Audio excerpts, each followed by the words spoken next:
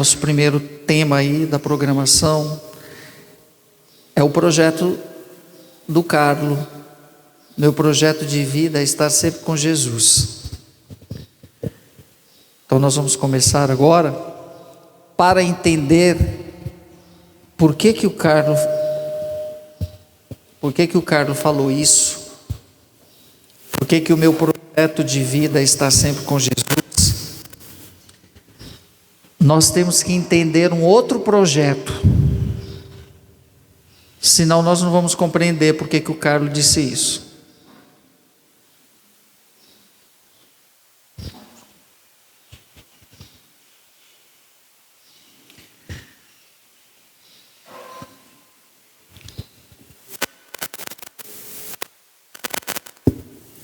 Então vamos lá.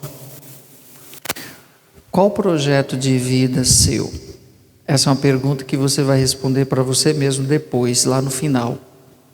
Não é agora. O Carlos, no dia da sua primeira comunhão, disse que o seu projeto de vida era estar sempre com Jesus. Estar sempre com Jesus. E quando eu quero estar com alguém, significa que aquele alguém tem uma importância muito grande, relevante. Ninguém fica com ninguém, ou próximo de alguém, ou segue alguém, sem que aquela pessoa acrescente alguma coisa na sua vida. Alguma coisa de atrativo teve Jesus para que Carlos dissesse que o projeto de vida era estar sempre com ele. Da mesma forma, quando nós fazemos as nossas escolhas, como a do matrimônio, por exemplo, é estar sempre com aquela pessoa, sempre no tempo. É porque aquela pessoa me atrai em algum aspecto, ou alguma coisa me faz com que eu me complete, me envolva com ela. Mas nós estamos falando de Jesus Cristo, algo imaterial. Ninguém toca em Jesus, ninguém vê Jesus aqui andando. Os apóstolos, os discípulos viram. Mas por que o Carlos quis ficar junto dele? Aliás, essa também deveria ser o nosso desejo, estar sempre com Jesus. Só que Carlos, para estar sempre com Jesus, ele pensou um projeto que trouxesse a presença de Cristo junto dele. É aí que está a questão. Qual era o projeto de vida do Carlos ao dizer que estava sempre com Jesus? Isso era manifestado de alguma forma. E isso a gente foi descobrindo ao longo do tempo. Como que era, ou qual foi a forma que Carlos encontrou de estar sempre com Jesus. Aí nós vamos ter que entender o que vem antes disso tudo. Para eu entender por que Carlos optou por Jesus como sendo o seu projeto de vida, eu tenho que saber qual que era o projeto de vida ensinado por Jesus. Se a gente não souber o que aquela pessoa tem a me oferecer, eu não posso incluí-lo na minha vida. E qual era o projeto de vida ensinado por Jesus para todos nós, independentemente de condição, de ser, de estar? Era o de amar. Esse era o projeto de vida de Jesus. Era o de amar. E Carlos vai fazer essa opção de amor também. Olha que interessante. Coisa que nós nem muitas vezes sabemos fazer ou acolher. Mas quem que disse que amar é fácil? Aí a gente tem que entender alguns outros elementos que vêm disso tudo. Quem disse que amar é fácil? Quem disse que felicidade e realização são palavras opostas? A sofrimento e a sacrifício. Não são opostas. Mas nós pensamos que somos. E se nós formos olhar o mundo que a gente vive hoje, um mundo hedonista, onde as pessoas só olham para elas mesmas, e na nossa consciência está que felicidade é fazer e viver tudo que a gente quer, de alguma forma, de qualquer jeito, porque nós vivemos uma ideia de imanente terrível. O que é isso? Nós vivemos uma ideia do aqui e agora. Eu tenho que ser feliz a todo custo hoje. Que a gente tem que ser feliz e que a gente deseja a felicidade, isso é óbvio. Mas só que não pode ser de qualquer jeito. Porque senão nós vamos nos enganar com relação ao que é verdadeiramente felicidade. É por isso que cada vez mais o mundo se torna individualista. E a atitude de amar cada vez mais rara. Gente, não esqueçam disso. Amar exige sofrimento, renúncia e martírio. Como assim? Jesus mostrou isso com a própria vida. E o que ele fez? Só amou. Qual foi a consequência? Sofrimento, renúncia e, no fim de tudo, o martírio. Então, amar não está desvinculado dessas coisas, não. Amar não está desvinculado do sofrer. O problema ou a questão é qual é a causa do sofrimento. Se é por amor, como esse, que é capaz de abrir mão da própria vida, aí nós entendemos o verdadeiro sentido do amor. Se é por vaidade, por egoísmo, por orgulho ou por alguma coisa do tipo, por narcisismo, etc., por aí vai, aí não é amor. Se amar é muito mais do que um simples sentimento, amar é uma decisão e uma atitude de vida. Por isso nós entendemos, estar sempre. Não existe um amar pela metade ou um amar só hoje. Ou ama-se ou não se ama. Jesus não disse, eu vou amar até os meus 30 anos, depois eu vou me recolher e vou morar lá nas montanhas. Não. O amor, que é o projeto que Cristo nos apresenta, para que nós, a partir daí, tenhamos o nosso. Por isso que Deus respeita a liberdade de todo mundo que está aqui. Ninguém está obrigado a seguir Jesus Cristo, nem tampouco o incluir no seu projeto. Mas uma vez que você decidiu colocá-lo no seu projeto, saiba que o projeto maior de Deus é o do amor somente. E a partir daí, a minha vida, com certeza, será renovada. Se o projeto dos filhos de Deus é amar, precisamos nos dispor e acolher os sacrifícios próprios dessa decisão. É a cruz. Então, se assim como Jesus eu decidi amar, eu não vou ficar me lamentando quando surgirem as cruzes da vida. Por quê? Porque eu vou fazer daquilo uma oferta. Porque é consequência do amor. Quando eu começo a me lamentar das coisas que acontecem de ruim na minha vida, é porque elas não têm um sentido de ser, ou porque elas não estão incluídas dentro de um projeto maior que seja o amor. Elas estão incluídas, por exemplo, dentro da vaidade pessoal de cada um. Aí vai ser dor e sofrimento mesmo, e muitos vão à morte depressiva, sem sentido. Aí você vê o cara no leito de morte dizendo, eu tenho a plena consciência que não desperdicei nem um minuto do meu tempo com coisas que não valessem a pena. Por quê? Porque toda a sua vida foi voltada para esse sentido do amor, que era o seu projeto de vida, amar. Aí nós vamos ver nas atitudes do cara do dia a dia, que esse amor vai se fazendo em gestos concretos, né? Aí nós vamos entendendo que o projeto de estar sempre com Jesus era todas as vezes que ele pegava o lanche e levava para quem estava passando fome. Deveria ser para ele uma satisfação tão grande, porque nós chamamos isso de amor oblação, de amor que sai de mim mesmo, né? Incondicional. Porque ele poderia até descobrir, depois Dona Antônia poderia até dizer, pai, por que Carlos fica levando tanto os lanches daqui de casa estão sumindo todos? Eu não estava preocupado se a Dona Antônia ia reclamar ou não, até porque eles tinham muita comida em casa. Mas é porque para ele, no projeto de vida de estar com Jesus, cada gesto daquele era estar com Jesus. Aí nós nos reportamos aos momentos que Jesus, ele comia com os pecadores. Jesus faz refeição com os mais pobres no meio da rua. Para os judeus isso é terrível, você comer do lado de fora. Não existe fast food para judeu. Lógico, lá dentro de Jerusalém tem McDonald's, tem shopping, Mas você não vai ver um judeu fazendo fast food, um judeu mesmo de verdade, ortodoxo, ele não vai comer lanchinho em meio de rua, não. Por quê? Porque a comida é sagrada. Eu só como com pessoas íntimas. E Jesus se fez íntimos com os pobres, comendo com eles, com os pecadores. E Caro tinha a mesma atitude. Quem dizia isso era o Rogers, né? O babá dele, que sempre andava junto. Sentava ali, dava o lanche, perguntava de onde era, se tinha família, alguma coisa do tipo. Sabe? Então isso é uma forma de tornar presente o projeto, de estar sempre com Jesus. Porque onde um ou aquele pobre, ali eu estou presente, aquele desprovido de tudo.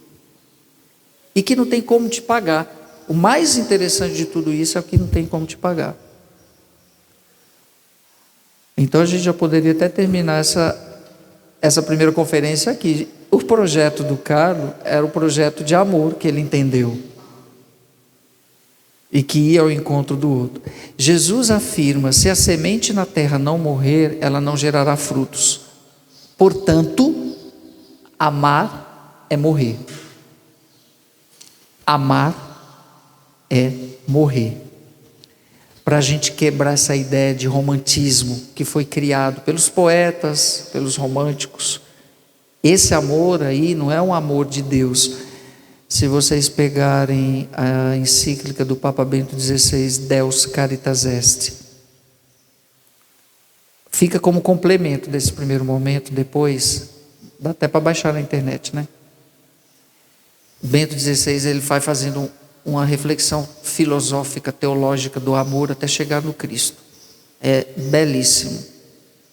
Ou seja, nós temos que nos esvaziar dessa ideia de amor falso que está colocado aí nas telenovelas, de que o amor é aquele que trai, que descarta, que joga fora. Lógico, quando o amor é maculado, ele deixa de existir. Quando o amor é destruído, não tem mais como reconstruir, porque foi destruído. Então, amar é morrer, gente. É como a semente. Morrer para as nossas vontades. Agora vamos dizer morrer para aqui, né? Morrer para as nossas vontades e carências. Decidirmos em traduzir em ato a vocação, o que Deus destinou para a nossa existência. Não há nenhum ato de amor que não exija de nós um derramar nosso sangue. Um martírio constante que nos leva à oblação e doação. O amor acarreta sofrimento, cruz e morte. Agora vem o bonito, maior, mais pleno. Mas traz consigo redenção, ressurreição e alegria. Não é um martírio sem sentido. Não é morrer por uma bandeirinha ideológica ou política, como muitos estão fazendo por aí, de cortar o coração. Algumas pessoas se degladiando por ideologias que não estão sustentadas no amor. Que pena. Essa vai trazer a morte definitiva, não a redenção. Então, a morte traz consigo redenção, ressurreição e alegria. E quem é o mártir na final? Quem que é o mártir? Porque nós entendemos o mártir, aquele que foi assassinado, aquele que foi degolado, aquele que foi espancado, trucidado no meio dos outros por causa de alguma coisa. Mártir é aquele que derramou o seu sangue para testemunhar ao mundo um amor maior. Esse mártir é o mártir que se configurou com Cristo. Para a gente não confundir qualquer pessoa que morreu ali porque estava defendendo não sei o que, a gente entender que foi por amor. Existiram muitos martírios aí que não foram martírios pautados no projeto de amor. Porque senão daqui a pouco a gente vai canonizar todo mundo, se duvidar até o demônio. Aí não vale, né? Porque não foi por amor. O mártir é aquele que cumpriu com excelência a sua vocação de amar. Em um mundo que não mais acredita em muitas verdades essenciais. Há a extrema necessidade de pessoas capazes de suportar todas as tribulações de forma a testemunhar que o mandamento do Senhor não é uma utopia. Deus nos chama a sermos hoje mártires do amor em meio a um povo que esqueceu a sua vocação de amar. E é nesse contexto que o Carlos se encontra. Nós estamos falando de uma Itália de 2006, não tão diferente de uma Itália de hoje, onde pensar no outro, para quê? Na cidade de Turim, quem foi a Turim sabe como que é aquilo. Ninguém olha mais para ninguém, todo mundo está pensando em si mesmo. Eu fico imaginando muitas vezes, principalmente no ensino médio, como o Carlos deve ter sofrido um martírio com seus próprios colegas. Prova disso, apenas um foi para a sua beatificação, um só, e um dia antes, o que foi amiguinho dele desde o primário, desde a infância. Os outros colegas, um a gente ficou sabendo que foi assassinado ou coisa do tipo, com droga. Sumiram todos, cadê todos? Vocês não sabem o que é Milão, vocês não têm noção do que é Milão, né? E o Carlos é desse contexto, é um milênio, né? Está inserido no meio de tudo isso aí. Então quanta coisa ele não deve ter ouvido dos colegas, quanto sofrimento ele não deve ter passado intimamente, vendo os colegas talvez até fazerem bullying com ele, porque de repente ele não ia nos mesmos lugares que ele, nas discotecas. Se uma vez um dos colegas de sala foi fazer o aniversário numa boate, ele não foi? Então, vá, filho, não. Eles fecharam a boate para o aniversário dele, mas depois, mais tarde, no outro dia, ela vai voltar a ser o que ela é. E eu não vou num ambiente onde essencialmente não foi feito para isso. E não ia mesmo. E continuava sorrindo no meio de todo mundo, passeando tranquilamente. Os nossos jovens têm essa coragem de hoje, de dizer não para algumas situações que o tire do seu projeto. É tudo tão confuso para os nossos jovens hoje. Tudo tão confuso. Por quê? Porque o hedonismo, que eu falei lá no início, a sensação do prazer, ela é massificante, aterrorizante. Parece que não existe o amanhã. Parece que não existe o amanhã. Então tem que viver tudo hoje, tudo agora, de uma forma desesperada e desenfreada. Carlos era justamente o inverso, né? Porque existia, nós vamos falar mais na frente, logicamente, existia uma meta para ele. Quais são as metas dos nossos jovens de hoje? Quais são as metas nossas? Nem nós adultos às vezes não temos, nem nós adultos. Então, o mártir é esse, é aquele que derramou não somente o sangue, mas aquele que cumpriu com excelência a vocação de amar. Entendendo isso, eu posso dizer que Carlos foi um mártir? Posso. Porque não foi fácil ser o que ele era naquele contexto lá. Tanto é que Assis era para ele o momento do retiro. Carlos chegou a fazer retiro de 40 dias, lá no Monte Alverne, onde São Francisco recebeu os estigmas. Um lugar lindo, gente, belíssimo, belíssimo. Faltou eu ir lá fazer o vídeo. Ele ficava lá 30 dias e estava tranquilo. Chama um dos nossos jovens e coloca 30 dias no retiro. Tem jovens que vão. A gente não pode nunca generalizar as coisas, né? Eu encontrei muitos jovens santos em Recife. Muitos jovens santos mesmo. E muitos mais santos no sentido do quê? De que estão buscando um ideal para Deus, do jeito deles. Essas novas comunidades que surgiram foi uma grande bênção do céu para os nossos tempos. Mas Deus continua chamando, tá? Deus continua chamando. A decisão de fazer o projeto vai ser nossa. Mas ter Jesus no seu projeto de vida significa amar até as últimas consequências.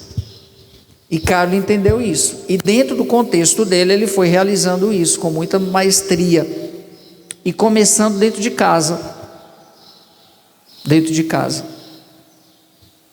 Eu que vivia ali o dia a dia, via isso claramente. Que Carlos não morreu, estava ali. Né? Na mãe, no pai, nos irmãos. Sobretudo na mãe. Que Dona Antônia respira 24 horas o filho. 24 horas. A missão dela, ela é a portadora da mensagem de amor do Carlos. Ela traduziu muito bem isso aqui. Houve uma tradução.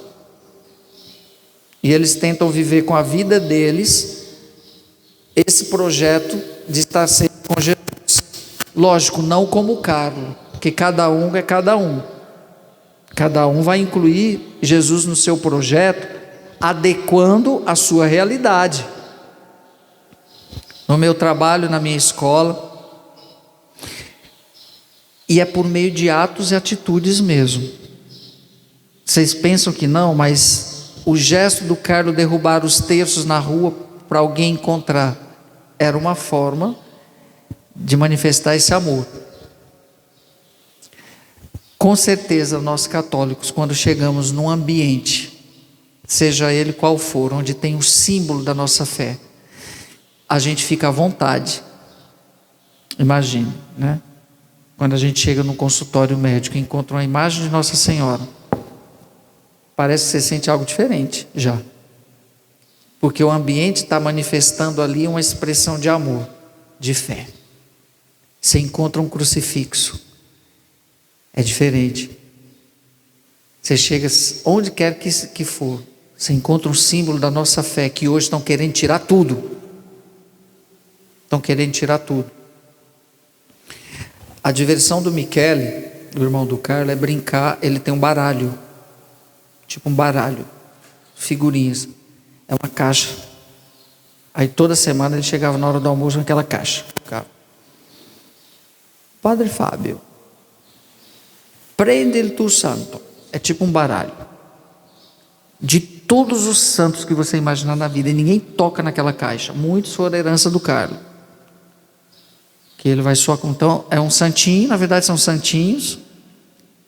Aí ele sai, faz assim, baralha e manda a gente tirar, para ver qual que vai ser o santo protetor. Aí quando a gente vai pegar o santo para ler, ele toma da mão, que é ele quem vai explicar para você quem é aquele santo. Muito, muito interessante.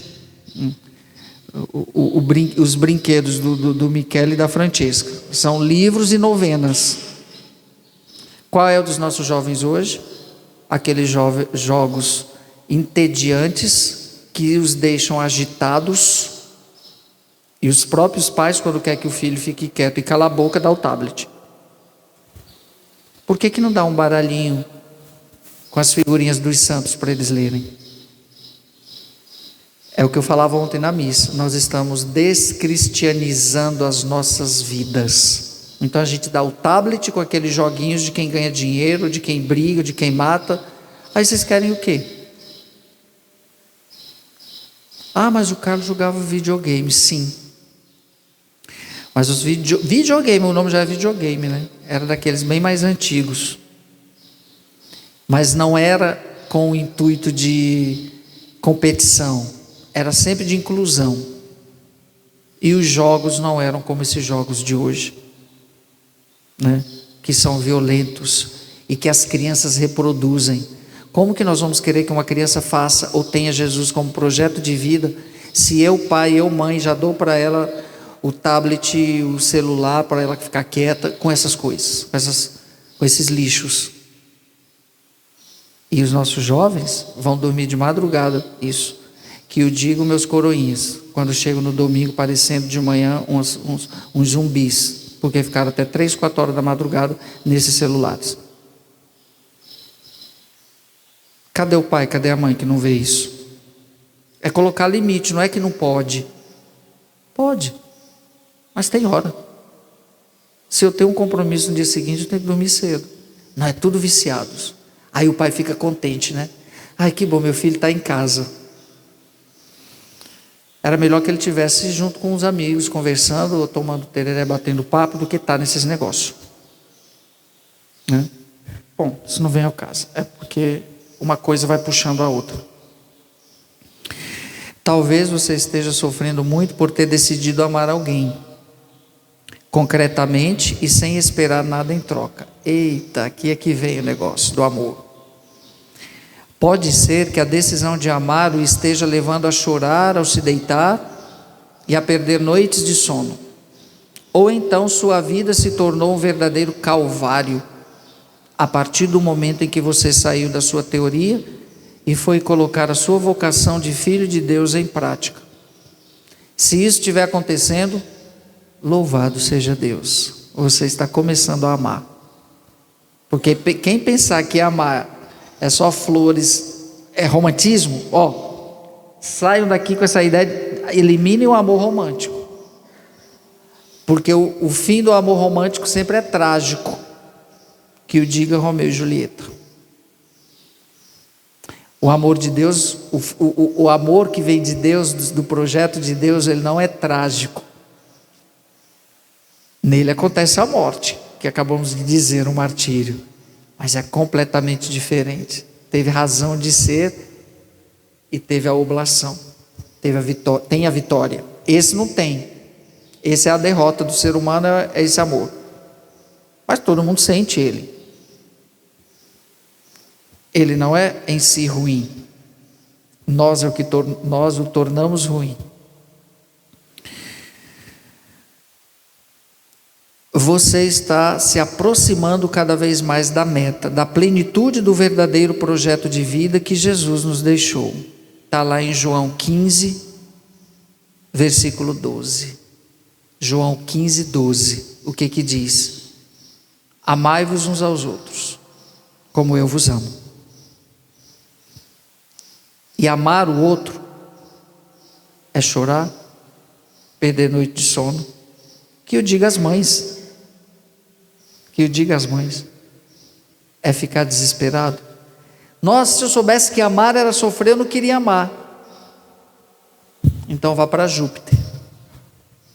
Porque nesse planeta, e nesse amor de configuração com Cristo, amar é sofrer.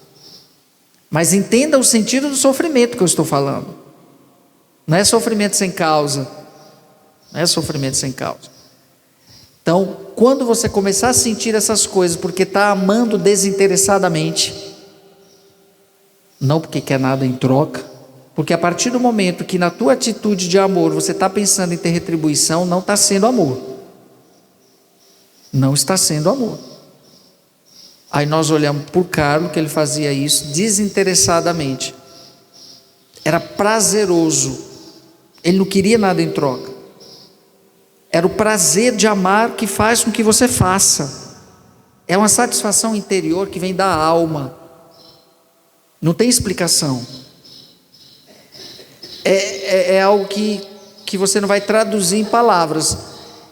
Os gestos vão dizer. De repente eu pegar o cobertor da minha casa e levar para o mendigo que está na rua passando frio, sabendo que ele nunca vai poder me pagar por aquele cobertor, e colocar...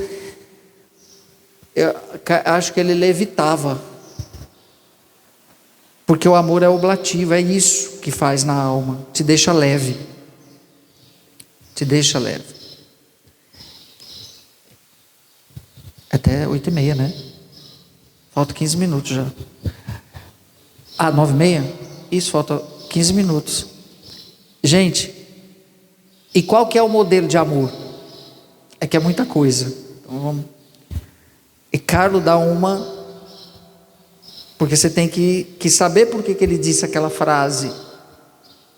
Aquela frase do Carlos, ter Jesus como meu projeto de vida, vem desse entendimento que nós muitas vezes não temos. Olha que interessante. Vocês acham que ele não sofreu algumas coisas? Sofreu sim. Mas estava sorrindo. Por quê? Porque era consequência do amor. Consequência do verdadeiro amor é um sofrimento que te plenifica, não que te faz entrar em depressão. Aí é o amor romântico. O amor romântico, quando eu não sou correspondido pela pessoa amada, eu entro em depressão, eu começo a chorar, quero me suicidar, me jogar da torre.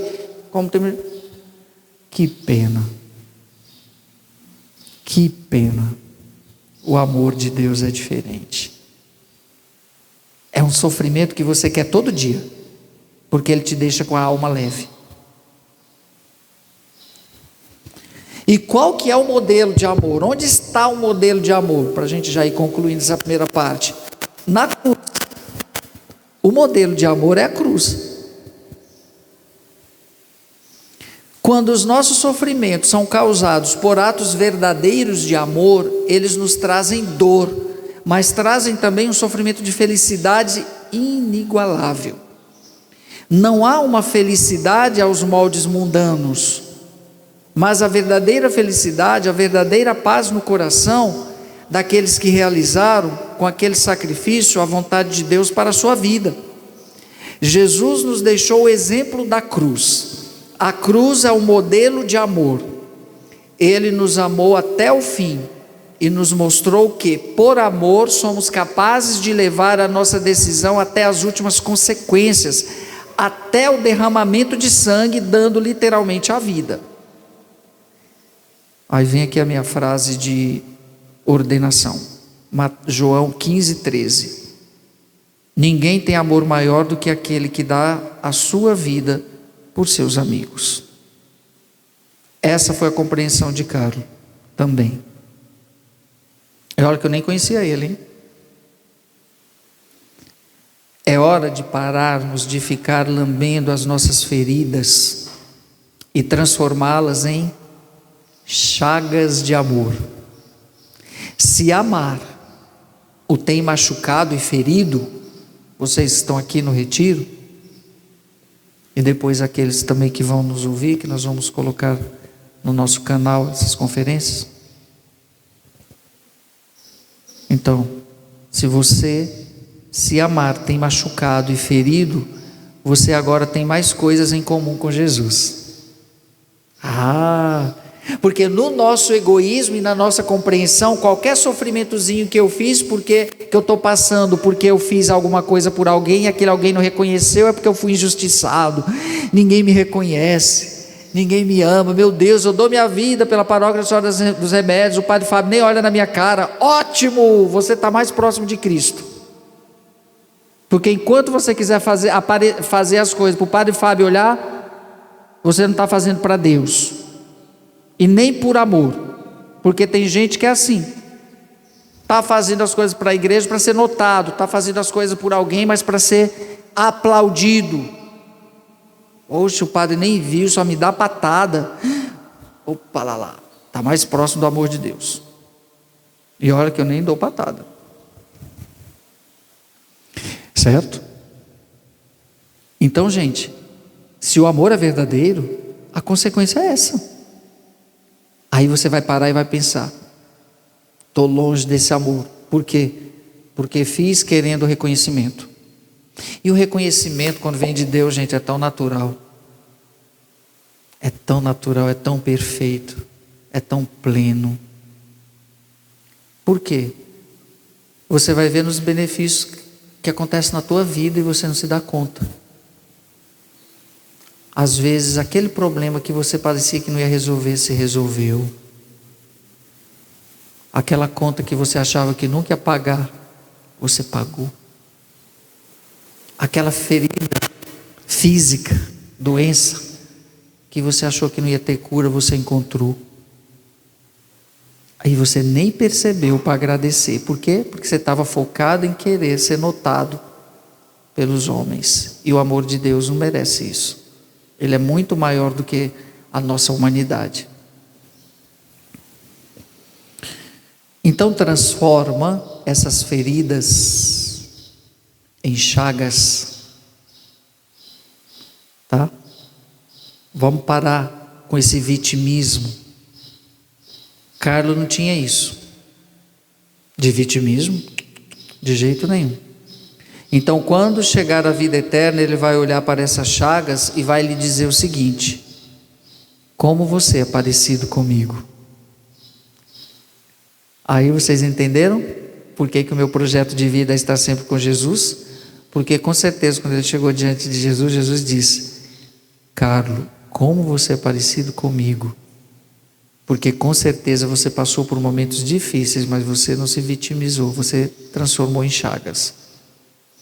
Por isso que ele foi tão apaixonado por São Francisco, porque São Francisco fez isso.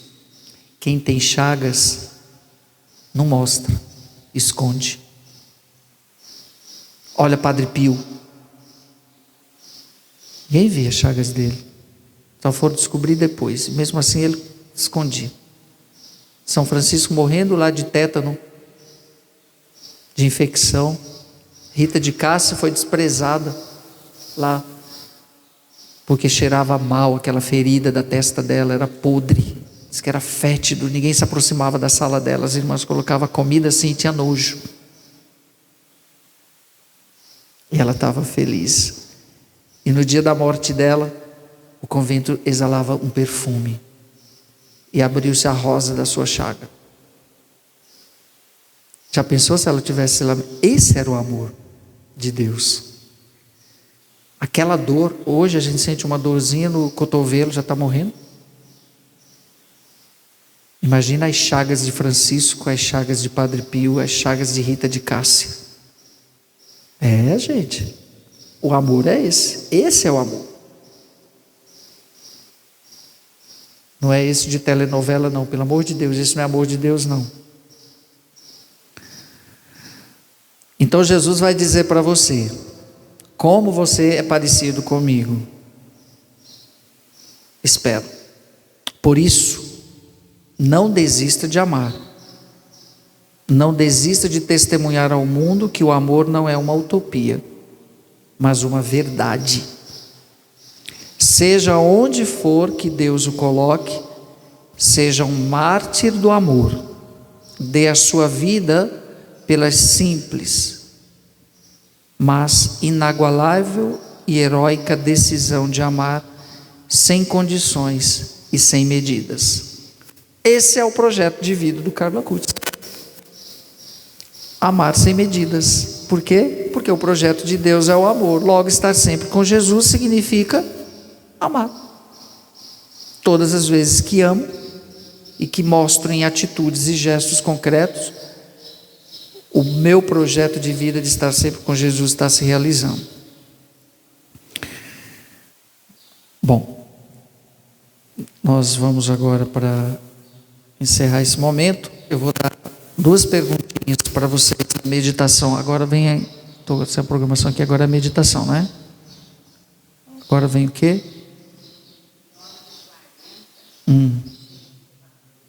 Certo. 9h40, intervalo para o lanche. Vou dar 2 perguntinhas para vocês fazerem esses 10 minutinhos de silêncio. Pode ir na igreja. Não sei se vai ter um fundinho musical lá, não. Você vai responder 2 perguntinhas para você agora, nesses 10 minutos. Aí depois vai tocar o sininho aqui para o lanche. Lembrando que à tarde, quando a gente vier para o intervalo do lanche, nós vamos ter a adoração santíssima, vamos estar na programação, etc. E nesse momento vai ter as confissões. Vai estar o Padre Jacinto aqui nessa sala, e o Padre Vitor vai estar aqui na salinha, onde é a salinha das crianças, que está climatizada. Então vai ficar os 2 padres lá, eu vou ficar lá na minha sala, quem quiser ir lá. Mas podem ir nos 2 mesmo, né? Isso na parte da tarde. Aí no momento de adoração, nós vamos ter as vésperas para encerrar a missa, meio-dia, está toda a programação aí. Mas para concluir esse momento, para a gente ficar sempre com um questionamento, e você fazer aí a sua anotação para o seu projeto de vida, que é importante, você vai perguntar, você vai responder para você mesmo: como eu hoje, anotem aí, como eu hoje compreendo o amor. Aí vocês vão escrevendo. Como eu hoje, até agora, antes dessa pequena explicação, compreendo o amor. Porque às vezes a gente tem várias ideias de amor. Nós estamos falando de um amor que está inserido num projeto, e que, se é o de Deus, acredito que ficou claro. E a segunda pergunta: a partir de hoje, onde está Jesus no meu projeto de vida? A partir de hoje, onde colocarei Jesus no meu projeto de vida, se Ele ainda não está? Isso significa que, a partir do momento que você o colocar no seu projeto de vida, você vai mostrar isso em atos e gestos concretos. Jesus vai estar no meu projeto de vida, no meu serviço à igreja. Jesus vai estar no meu projeto de vida, por exemplo, no meu matrimônio, na missão que Deus me chamou. Não sei. Se Jesus vai estar no projeto de vida de vocês, nosso, como que você vai expressar isso de forma concreta, como o Carlos expressou? Porque nós não podemos amar. Isso aqui, olha o que eu falei, isso aqui não é utopia, é concreto. Veja lá, ele está comendo com os pobres, nossa, ele visitou a casa dos publicanos, nossa, ele curou a sogra do Pedro, nossa, o amor é isso, gente, é tradução. Então façam um exame de consciência daquilo que vocês estão fazendo, de compromisso concreto, que se traduz num amor que é projeto. Porque às vezes nós estamos e não estamos. A gente pensa que está fazendo as coisas por amor e não está. É essa a reflexão que não tenha medo de dizer para você mesmo: puxa vida, eu fiz isso aqui muitas vezes para aparecer para o padre. Eu fiz isso aqui muitas vezes porque eu sou metido, porque eu sou orgulhoso, porque eu sou vaidoso. Eu não fiz isso aqui entendendo esse amor, porque mesmo se eu levei uma patada ou não fui aplaudido por aquilo que eu fiz, significa que eu fui configurado com Cristo naquele momento. Nunca mais esqueçam disso. Cada vez que o amor é verdadeiro, você vai sentir um prazer imenso ao fazê-lo, e não vai se preocupar com o que vai vir dos outros, mas a sua alegria vai ser a sua proximidade com o amor de Deus, que é assim mesmo. Tá certo? Então, esses 10 minutinhos de silêncio, só olha essas perguntinhas, faça uma análise de você mesmo, se você colocou Jesus ou não nesse tempo todo de vida, o seu projeto de vida. No teu silêncio, responda para você, ali na igreja, em algum momento, aqui mesmo, silêncio, para você.